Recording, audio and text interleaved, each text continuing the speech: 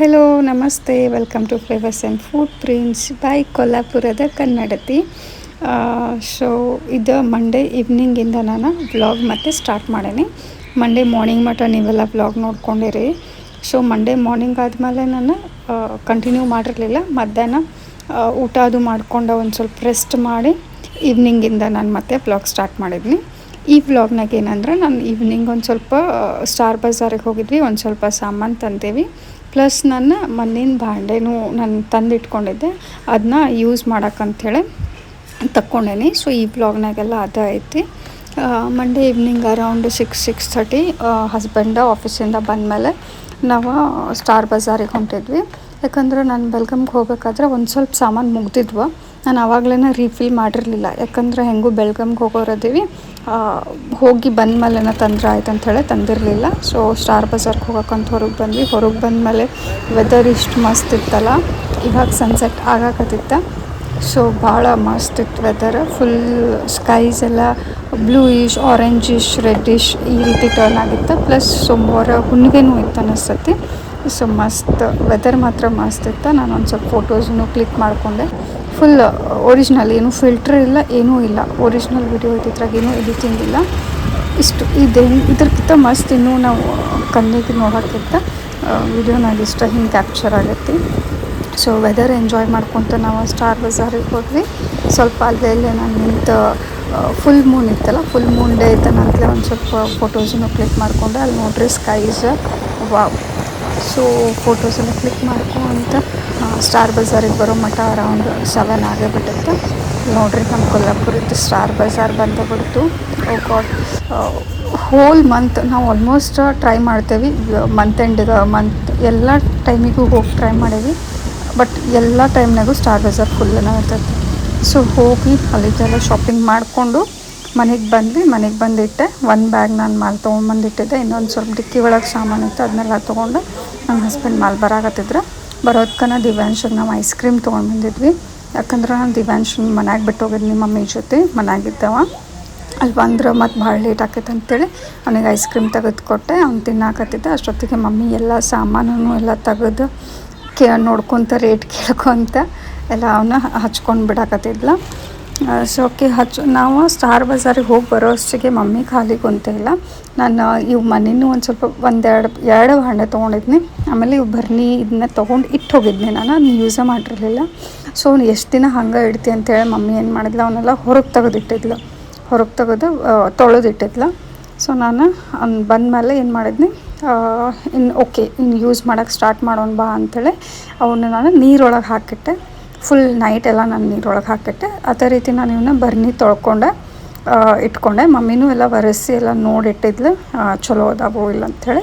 So ನಾನು ಅದನ್ನ ಬರ್ನಿ ಇದ್ರಾಗ ನಾನು ಸಾಲ್ಟ್ ಹಾಕ್ಕೊಳ್ಬೇಕಂತೇಳಿ 2 ತಂದೀನಿ. ಒಂದು ಸಣ್ಣ ಉಪ್ಪು, ಆಮೇಲೆ ಇನ್ನೊಂದು ರಾಕ್ ಸಾಲ್ಟ್ ದಪ್ಪನ ಉಪ್ಪು. ಸೊ ಸ್ಟಾರ್ ಬಜಾರಿಂದ ತಂದಿದ್ದು ಸಾಮಾನೆಲ್ಲ ಅಲ್ಲೆಲ್ಲ ಹಚ್ಕೊಂಡಾಯ್ತು. ಫ್ರೂಟ್ಸ್ ನಾನು ಲಿಮಿಟೆಡ್ ತಂದಿರ್ತೀನಿ, 2-3 ದಿವ್ಸಕ್ಕೆ ಆಗೋ ಹಂಗೆ ಅಷ್ಟೇ. ಸೊ ಅವನ್ನೆಲ್ಲ ಹಚ್ಕೊಂಡು ಊಟ ಮಾಡಿ ಮಲ್ಕೊಂಡ್ವಿ. ಇದು next day morning as usual ಎದ್ದೆ. ಚಲೋ ಗುಡ್ ಮಾರ್ನಿಂಗ್ ಇತ್ತು. ಆಮೇಲೆ ವೆದರು ಸ್ವಲ್ಪ ಚಲೋ ಇತ್ತು, ಪ್ಲೀಸಿಂಗ್ ಇತ್ತು. ಕ್ಲೌಡಿ ಅಷ್ಟು ಗಾಳಿ ಇರಲಿಲ್ಲ, ಬಟ್ ಏನೋ ಭಾಳ ಬಿಸಿಲದು ಇರಲಿಲ್ಲ, ಚಲೋ ಇತ್ತು.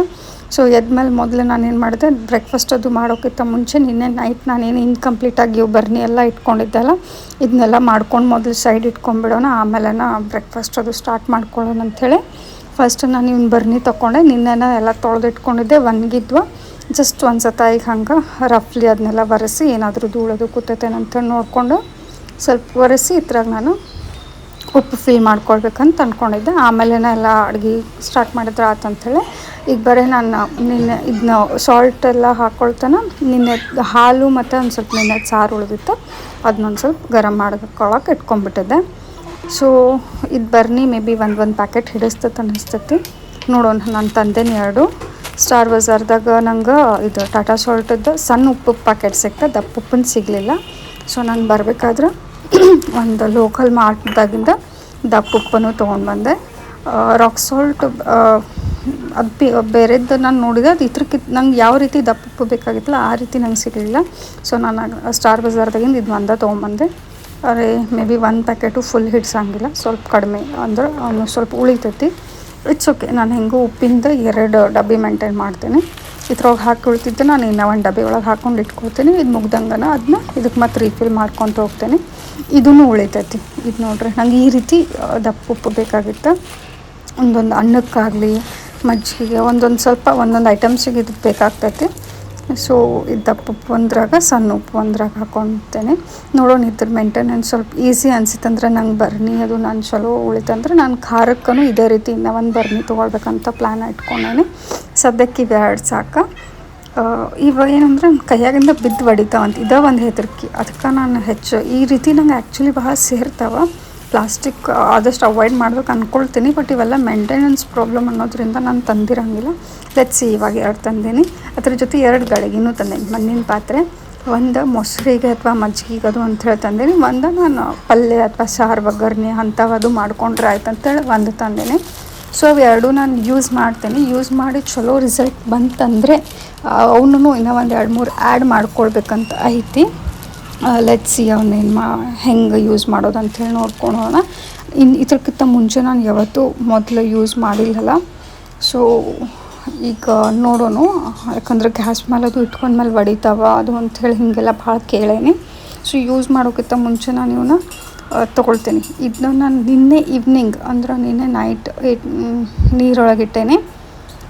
ಸೊ ಚಲೋ ತಂಗೆ ನೀರೊಳಗೀಗ ಸೋಕ್ ಆಗಿದ್ದಾವೆ. ಇವ್ನ ತಡ್ಕೊಂಡು ಈಗ ಒಣಗಿಸಾಕಿಡ್ತೇನೆ. ಈ ಫಸ್ಟ್ ಏನೋ ಈ ರೀತಿ ಮಾಡಿದ್ರೆ ಅದು ಬಳಸೋಕೆ ಚಲೋ ಬರ್ತಾವಂತ ನಾನು ಕೇಳೀನಿ. ಅದು ಪ್ಲಸ್ ನಾನು ವಿಡಿಯೋನೂ ನೋಡೀನಿ 1-2-3 ಇದನ್ನ ಹೌ ಟು ಯೂಸ್ ಅಂತೇಳಿ. ಸೊ ಇದೇ ರೀತಿ ನಾನು ಅದನ್ನ ಚಲೋ ಕ್ವಾಲಿಟಿ ಮೇಂಟೈನ್ ಮಾಡೋಕ್ಕೋಸ್ಕರ ಮಾಡ್ಬೇಕಂತ ಅಂದ್ಕೊಂಡೇನಿ. ಸೊ ಇವು ಚಲೋ ತಂಗೆ ನೆಂದಾವೀಗ. ನೀರು ಚಲೋ ತಂಗೆ ನೆಂದಾವ. 2 ಸತ ನಾನು ನೀರು ಚೇಂಜ್ ಮಾಡಿದ್ನ ನೆನ್ಸಾಕಿಟ್ಟಿದ್ದೆ. ಇವಾಗ ನಾನು ಇದನ್ನ ಹಿಂಗನ ಡ್ರೈ, ಇದಕ್ಕೇನೂ ಹಚ್ಚಿಲ್ಲ. ಇದೊಂದು ಸ್ವಲ್ಪ ಒಣಗಾಕ ಸದ್ಯಕ್ಕೀಗ ನಾನು ಮನೆ ಒಳಗನೆ ಇಟ್ಕೊಳ್ತೇನೆ.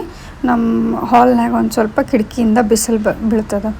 ಸೊ ಸ್ವಲ್ಪ ಇದು ನೀರು ಒಣಗಾಕ ಇಲ್ಲೇ ಸದ್ಯಕ್ಕೆ ಇಲ್ಲೇ ಇಟ್ಕೊಳ್ತೀನಿ. ಇಲ್ಲಿ ನೋಡ್ರಿ ಈಗ ಬಿಸಿಲು ಈಗ ಮಾರ್ನಿಂಗ್ ಆಯ್ತಲ್ಲ, ಈಗ ಸ್ಟಾರ್ಟ್ ಆಗೈತಿ. ಸೊ ಸದ್ಯಕ್ಕಿದು ನೀರು ಹೋಗೋವರೆಗೂ ಕಾಸ್ಕೊಂಡು ಇಲ್ಲೇ ಇಟ್ಕೊಂಡೆ. ಸೊ ಅದು ನಂಗೆ ಇನ್ನೂ ಸ್ವಲ್ಪ ಕರ್ರಗೆ ಅದ್ರದ್ದೇನೋ ಹತ್ತಿತ್ತು ನನಗೆ ಮಣ್ಣಿನ ಥರ. ಇವಾಗ ನಾನು ಇದಕ್ಕೆ ಎಣ್ಣೆ ನಮ್ಮದು ಅಡುಗೆಗೆ ನಾವು ಯೂಸ್ ಮಾಡ್ತೇವಲ್ಲ ಅದೇ ಎಣ್ಣೆ ನಾನು ತೊಗೊಂಡು ಈ ಭಾಂಡೆಗಳಿಗೆ ಎಲ್ಲ ಕಡೆ ಚಲೋ ತಂಗೆ ಸವರ್ಕೊಳಕತ್ತೇನೆ. ಈ ಥರ ಇದಕ್ಕೆ ಎಣ್ಣೆ ನಾನು ಫುಲ್ ಎಲ್ಲ ಕಡೆ ಮುಂದು ಹಿಂದು ಕೆಳಗೆ ಮೇಲೆ ಎಲ್ಲ ಕಡೆ ಹಚ್ಕೊಂಡಿದ್ನ. ಆಮೇಲೆ ಮತ್ತು ಒನ್ ಡೇ ಇದನ್ನ ನಾನು ಬಿಸಿಲು ಒಳಗೆ ಟೆರೆಸ್ ಮೇಲೆ ನಾನು ಒಣಗಾಕಿ ಇಟ್ಕೊಳ್ಬೇಕಂತ ಅಂದ್ಕೊಂಡೇನೆ. ಇಲ್ಲಿ ನೋಡ್ರಿ ಇದೇನು ಬಾಂಡೆ ನಾನು ದೊಡ್ಡದು ತೊಗೊಂಡಿಲ್ಲ, ಅದು ನಾನು ಪಲ್ಯ ಅಥವಾ ಸಾಂಬಾರಿಗಂತ ಅಂದ್ಕೊಂಡು ತೊಗೊಂಡೇನೆ. ಲೆಟ್ಸಿ ನಾನು ಯಾವ ರೀತಿ ಯೂಸ್ ಮಾಡ್ತೇನೆ. ಫಸ್ಟ್ ಇದು ಯೂಸ್ ಮಾಡೋ ಥರ ಆದರೂ ಭಾಂಡೆ ರೆಡಿ ಆಗ್ತಾವೋ ಇಲ್ಲ ನೋಡೋಣ. ಯಾಕಂದರೆ ಇದ್ರದ್ದು ಇನ್ನೂ ಸ್ವಲ್ಪ ಕಪ್ ನನಗೆ ಕೈಗೆ ಹತ್ತಾಗತೈತಿ.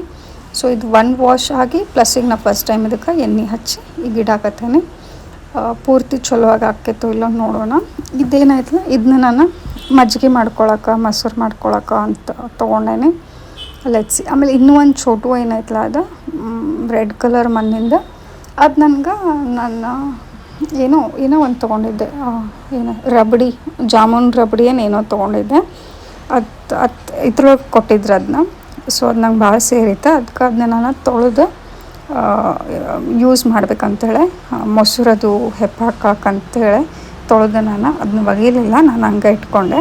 ನೋಡ್ರಿ ಎಷ್ಟು ಕ್ಯೂಟ್ ಐತಿ, ಅದ್ರ ಮೇಲೆ ಡಿಸೈನು ಐತಿ. ಸೊ ಇದು ಆಲ್ರೆಡಿ ನಾನು ಯೂಸ್ ಮಾಡ್ಬೋದು. ಬಟ್ ಇದನ್ನೂ ಒಂದು ಸತ ಎಣ್ಣೆ ಹಚ್ಚಿ ಒಣಗಿಸ್ಕೊಂಡ್ರೆ ಆಯ್ತು ಅಂತೇಳಿ. ಸೊ ಇವನ್ನೆಲ್ಲ ಇವಾಗ ನಾನು ಟೆರೆಸ್ ಮೇಲೆ ಇಟ್ಕೊಳಕ್ಕಂತ ಹೋದೆ. ಸೊ ಟೆರೆಸ್ ಮೇಲೆ ಒಣಗಾಕಿಟ್ಟು ಬರೋ ಅಷ್ಟಿಗೆ ಮಧ್ಯಾಹ್ನ ಆಗಿತ್ತು. ಮಧ್ಯಾಹ್ನದ ಅಡುಗೆ ರೆಡಿ ಮಾಡ್ಕೊಳ್ಬೇಕಿತ್ತು ನನಗೆ. ಸೊ ಮತ್ತೆ ನಾನು ಕಿಚನಿಗೆ ಬಂದೆ ಅಡುಗೆ ಮಾಡ್ಕೊಳ್ಬೇಕಂಥೇಳಿ. ಇಲ್ಲಿ ನೋಡ್ರಿ ಈ ರೀತಿ ನಾನು ಇವೆರಡು ಬರ್ನಿ ಇಲ್ಲೇ ಈ ರೀತಿ ಇಟ್ಕೊಂಡೇನಿ. ಇದು ನನಗೆ ಈಸಿ ಆಕೈತೆ ಅಂಥೇಳಿ. ಅದ್ರ ಜೊತೆ ನಾನು ಮೊನ್ನೆ ಮೀಶೋ ಒಳಗೆ ಆರ್ಡ್ರ್ ಮಾಡಿದ್ದ ಇದು ವುಡನ್ ವಾಲ್ ಹ್ಯಾಂಗಿಂಗ್ ಇತ್ತಲ್ಲ, ಈ ರೀತಿ ನಾನು ಅದನ್ನ ಕಿಚನ್ನೇ ಹಾಕ್ಕೊಂಡೇನಿ.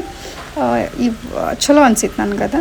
ಅಷ್ಟೊತ್ತಿಗೆ ನಾನು ಅಡುಗೆನೂ ಸ್ಟಾರ್ಟ್ ಮಾಡ್ಕೊಂಡ್ಬಿಟ್ಟಿದ್ದೆ. ಅಡುಗೆಗೆ ಇವತ್ತೇನಂದ್ರೆ ನುಗ್ಗಿಕಾಯಿ ಸಾರು, ಅನ್ನ ಮತ್ತು ರೊಟ್ಟಿ, ಪಲ್ಯ ಇತ್ತು. ಪಲ್ಯ ಒಳಗೆ ಬದ್ನಿಕಾಯಿ ಪಲ್ಯ ಮಾಡ್ಬೇಕಂತ ಅಂದ್ಕೊಂಡಿದ್ದೆ. ಜೊತೆಗೆ ಒಂದು ಹಾಗಲಕಾಯಿ ಫ್ರೈಯ. ಸೊ ಇದನ್ನೆಲ್ಲ ನೋಡೋಣ ನಾವು ನೆಕ್ಸ್ಟ್ ವ್ಲಾಗ್ನಾಗ. ಸದ್ಯಕ್ಕೆ ಇವತ್ತಿಂದ ಇಷ್ಟ. ಮಸ್ತ್ ಇವಾಗ ನಾನು ಅಡುಗೆ ಮಾಡ್ಕೊಂಡು ಊಟ ಮಾಡಿಕೊಂಡು ನೆಕ್ಸ್ಟ್ ವ್ಲಾಗ್ ಸ್ಟಾರ್ಟ್ ಮಾಡ್ತೀನಿ. So thank you, bye, thanks for watching. Do like, share and comment.